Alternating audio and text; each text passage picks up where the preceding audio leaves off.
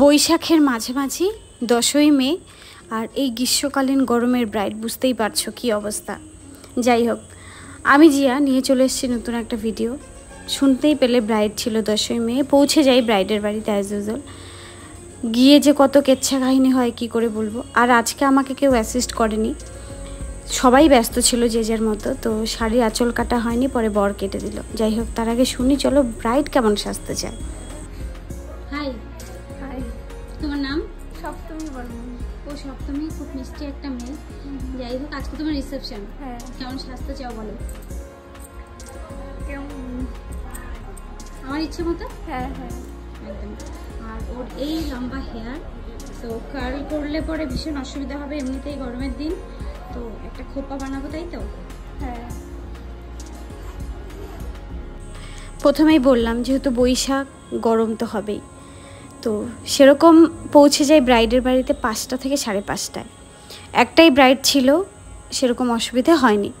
তো ওর বসার টাইম ছিল 7টা 7:30। তার আগেই ব্রাইড অনেক আগেই কমপ্লিট হয়ে গেছিলো। ওকে সুন্দর একটা লুক দেওয়ার চেষ্টা করেছি। ও সেরকম কিছুই বলেনি ও কেমন সাজতে চায় না।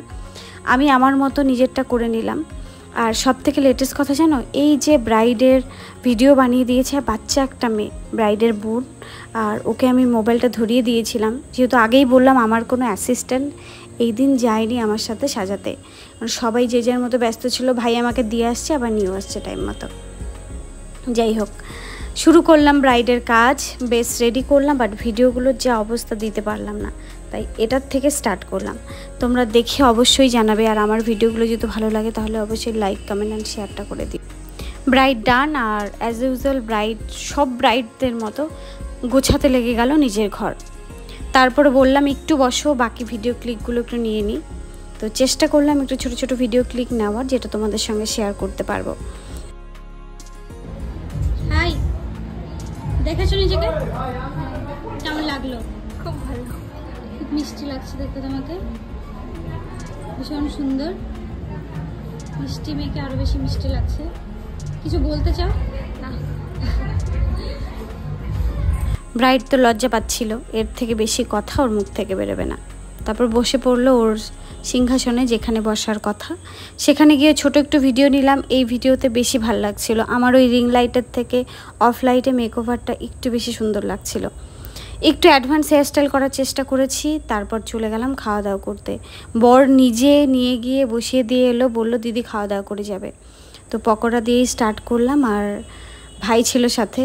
খাবো, এটা তো হয় না, একা একা ভিডিও করব না সেটা তো হয় না, তাই সেটাও ভিডিও করলাম, তোমাদের সঙ্গে শেয়ার করার ছিল। তারপর বউ ভাতের রিচুয়াল অনুযায়ী বউ চলে এলো ভাত দিতে। সবার পাতে একটু করে ভাত দিতে হয়। এটা কার কার মধ্যে রিচুয়াল থাকে আমি জানি না, বাট ওই ব্রাইডদের এই রিচুয়ালটা ছিল। তো সেই ফাঁকে আমি একটু চান্সে ভিডিও তুলে নিলাম। আর তোমরা জানো আমি কেমন করে ক্যামেরাটা ধরে ধরে করি, আর যারা আমাকে পার্সোনালি চেনো, অবশেষে মাটন। আমি এই দিন এত মাটন খেয়েছি বলে বোঝাতে পারবো না, অনেক। অবশেষে ব্রাইড অ্যান্ড গ্রুম না হলেই নয়। টাটা, ভালো লাগলে অবশ্যই কমেন্ট